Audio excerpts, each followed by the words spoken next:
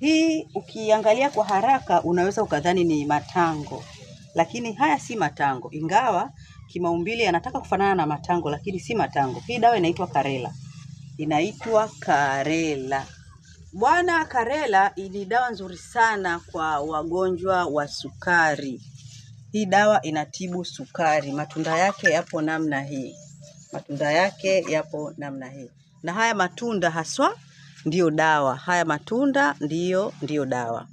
Matunda yake haya namna yanavyoandaliwa unaweza ukayala kama saladi au ukatumia kuyachemsha yakiwa mabichi, lakini kama unahitaji kuhifadhi unayakatakata, unayakausha na unatumia unga wake kwa kunywa.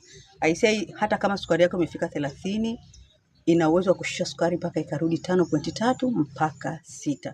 Wewe ambaye una changamoto ya kisukari sugu, sukari imekuwa nyingi, be careful sukari isije ikaharibu figo zako ama ikaua kabisa figo zako. Ukitaka iliyoandaliwa tunapatikana Mlandizi Kibaha.